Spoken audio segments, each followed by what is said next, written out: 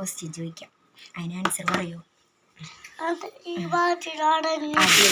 ഒരു മരത്തുമ്മേ നമ്മുടെ കോഴി ഇരിക്കുമായിരുന്നു കേട്ടോ, മരത്തിൻ്റെ മുകളിൽ. അപ്പം നല്ല ഹൈറ്റിലാണ് കോഴി ഇരിക്കണത്. അതിൻ്റെ ചില്ലയുടെ മുകളിലാണ് ഇരിക്കണത് കേട്ടോ, മരത്തിൻ്റെ ചില്ലയുടെ മുകളിലാണ് കോഴി ഇരിക്കണത്. പെട്ടെന്ന് ആ കോഴി മുട്ടയിട്ടപ്പോൾ അതിൻ്റെ മുകളിലല്ലേ കോഴി ഇരിക്കണേ, പക്ഷെ മുട്ട പൊട്ടിയില്ല. എന്തുകൊണ്ടാണ് മുട്ട പൊട്ടാഞ്ഞ്?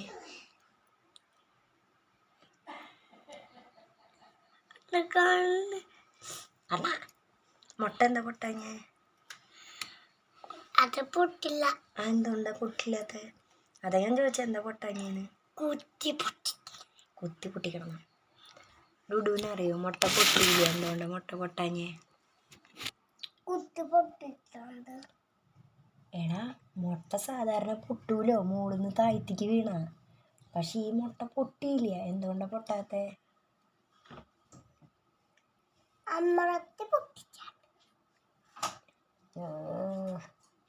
അതല്ല, പൊന്നു പറ.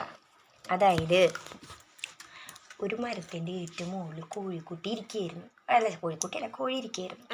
ആ മരത്തിൻ്റെ മുകളിൽ നിന്നിട്ട് കോഴി മുട്ടയിട്ടു, പക്ഷെ മുട്ട പൊട്ടിയില്ല. എന്തുകൊണ്ടാ? അവിടെ കൂടുള്ള കോഴിക്ക് കൂടാ, അതയ്യും വിളിച്ചു. അതിൻ്റെ അർത്ഥം മരത്തിന്റെ ഇലേന്റെ മണ്ടയിലായിരിക്കും മുട്ട. പിന്നെന്താ താഴത്ത് വെച്ച മുട്ട പോയി? അല്ല, ഇവിടെ തോറ്റ എല്ലാവരും. വേണമെങ്കിൽ ഒന്നുകൂടി ആലോചിച്ചോ. കൊമ്പിലാണോ? ചില്ലയിലായിരിക്കണ്ടായിരുന്നു.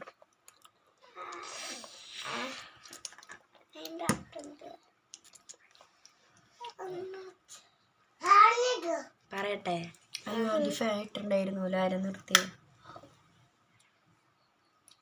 കോഴി ഷെഡിയിട്ടുണ്ടായിരുന്നു. അപ്പം മുട്ട ഷെഡിയില വന്ന് വീണത്. അപ്പൊ താഴത്തേക്ക് വീണില്ലേ മുട്ട?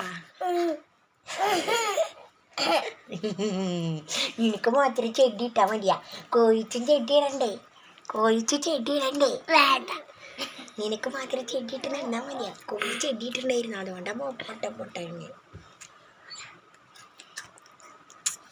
ഇനി വേറെ ക്വസ്റ്റ്യൻ. അതായത് ഉറുമ്പും ആനയും കല്യാണം കഴിച്ചു. ആനയും കല്യാണം കഴിച്ചു.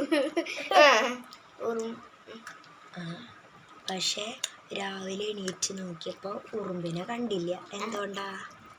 ഉറുമ്പ് പതുക്കെ വരിവരിയായി നടന്ന് ഭക്ഷണം തേടാൻ പോയിട്ടുണ്ട്. ഒരു ഉറുമ്പ് ആനയും കല്യാണം കഴിച്ചപ്പോൾ വരിവരിയായിട്ട് ഭക്ഷണം തേടാൻ പോയോ? ഒരു ഉറുമ്പ് കണ്ടുപിടിക്കേ.